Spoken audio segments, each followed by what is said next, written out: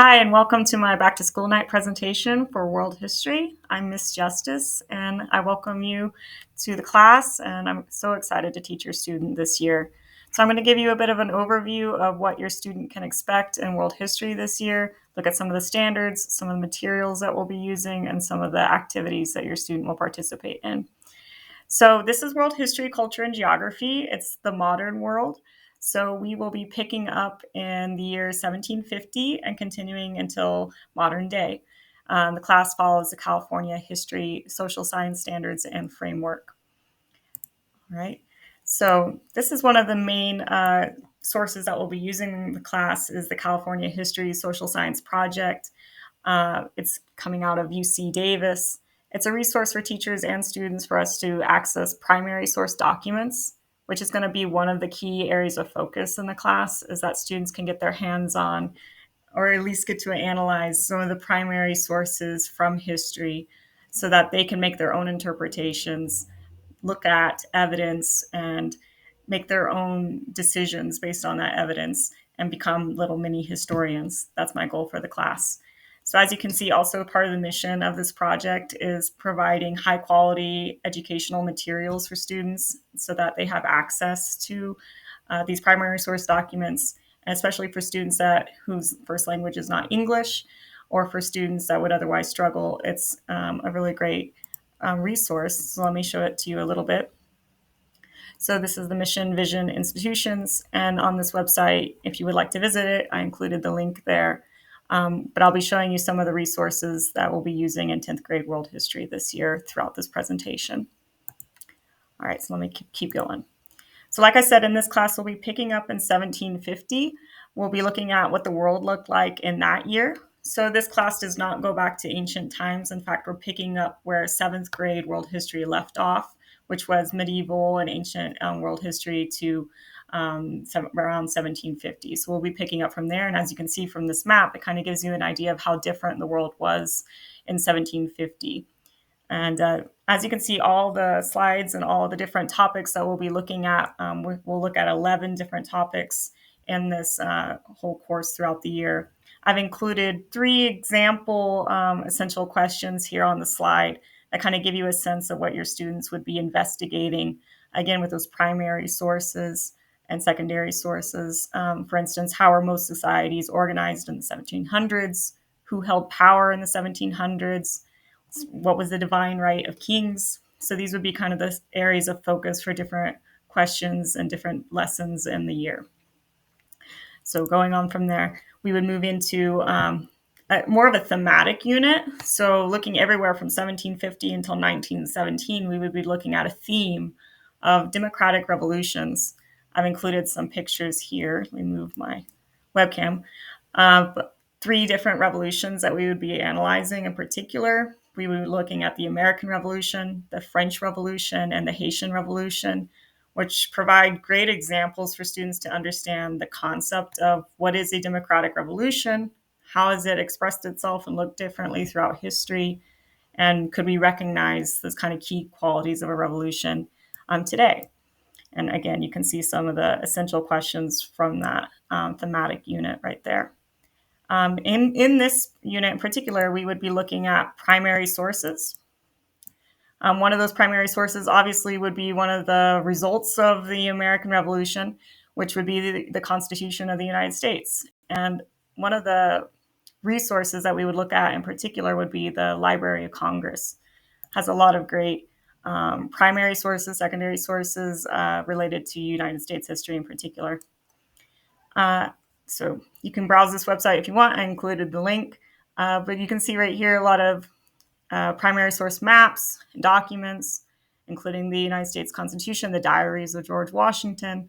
So I think it's really exciting and fun for students to get to see these handwritten speech notes from Alexander Hamilton, and just gives them more of a texture and more of a insight into what happened at those periods in time. So that would be one of the resources that we would use in that unit. Moving right along, we would look at industrial revolutions in history. And as you can see, I included a primary source picture right here. This might be a picture that your students would analyze and investigate. And also, along with that, one of those CHSSP, which is the California History and Social Studies Project, primary source projects. So this one would look at, for instance, a case study of the spread of cholera in London and also a colony in India.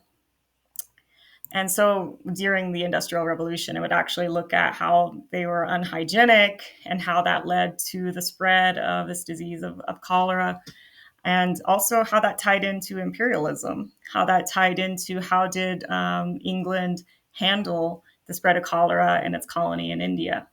So through that kind of case study, and again, we would look at primary source documents such as this document right there. I think students get a better insight into what it was like to live during the Industrial Revolution at that time. So I really particularly always enjoy doing that project. All right. Again, talking about imperialism, we would look at a unit on imperialism and colonialism. I've included some contemporary cartoons at the time of Uncle Sam and also England getting their hands on all the different colonies, and also how Native people rose up against or responded to that colonization. I believe it is in that unit that we look at primary sources, where students get to do a Socratic seminar where they talk about primary sources and talk about what were the kind of the reasoning behind the imperial nations. Why did they seek to colonize those native countries? And how would it feel if you were a native person? How would you, if you were in that time, how would you respond to that? Actually, one of my favorite activities that I do in that unit is I have students create their own primary document from the perspective of either of an imperial country or as a native person. So they kind of get to put their mindset into one of those positions, either an imperial country or a native country, and see what were the motivating factors for either side. So I really enjoy doing that. All right, and Unit 5, or theme topic 5, we look at the causes and the course of World War One. Obviously, a very big topic for world history. A lot of factors going into it, and a lot of results coming out of it. So that also ties us into the following topic, which was the effects of World War One. I really think of these two topics as a great chance for us to look at geography. As you can see here, two maps, the map pre-World War One, the map post-World War One. I think it's important for us to remember in a world history class that students are not only learning history, they're going to be learning geography. They're going to be learning kind of civics lessons and what does it mean to be part of a democratic society. And they're also going to be learning economics, as I'll talk about in a couple units after this. But there's two different types of geography as well. There's human geography, what were the different migrations that came about as a cause or an effect of World War One, and how did that change the lines of nations, what nations dissolved, what nations were created. You can see the differences in the two maps. And also, how did the physical geography actually impact the war itself, the different theaters of the war? So I really enjoyed teaching that as a way to look at geography in particular. And here's another primary source analysis that we look at in that unit. This one looks at maps of the Middle East, where students get to look at and compare and contrast maps before and after World War One and how things changed in the Middle East, obviously, as a result of the war. So that's a really interesting activity for students to participate in. All right. So moving after World War One, we're looking at the rise of totalitarian governments across the world. Obviously, we're looking at Mussolini, Stalin, and Hitler, and how that led, obviously, into World War II. So in this unit in particular, students look at propaganda, and they kind of get to dive into how did propaganda play a role in the rise of totalitarianism and communism during this time? What were the pros and cons of those ideas? Why did they appeal to so many people at the time? And so they look at primary source documents in terms of propaganda. And then, of course, that leads into World War II. World War II, big topic to cover in terms of the human toll of the war, all the different technologies that came about as a result of the war and how it impacted the war, and also, of course, the Holocaust. I look forward to teaching that unit because we get to take the students to the Museum of Tolerance on a field trip where they get to see a lot of primary source documents and hopefully get to listen to a survivor of the Holocaust speak. So that's a really impactful unit for students. All right, nearing the end of the year, we are looking at international developments post-World War II, primarily the Cold War, how and why it started, how and why it ended. And again, we will look at, I really enjoy this one, the Cuban Missile Crisis activity that we do, a primary source analysis. Let me open that up. It's one of my favorite ones. We actually get to look at some of the firsthand maps of where the missiles were, the field launch sites of the missiles, and take students into this case study of what happened with that Cuban Missile Crisis, how was it handled, but also zoom out and look at how it impacted the world on a global scale. So I really enjoy that unit as well. All right, Unit 10, we are looking at nation building in the contemporary world, some of the more recent developments, the rise of the United States, the realignment of nations, as you can see in this map, the fall of the Berlin Wall, the end of the Cold War. So we're looking at nation building. In that time, the rise of technology also is happening. So one of my, and I think this is where I also start to talk more about economics, right? The modern economic system, globalization in particular, and that's also in the last unit. So we're looking at economic integration and contemporary revolutions. We're looking at the war on terror and how globalization has changed what war looks like now versus what it looked like in World War I and World War II. What does war look like now?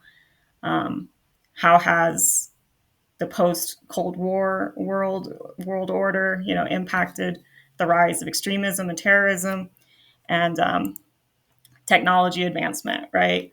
The internet and everything that it has brought forth for us.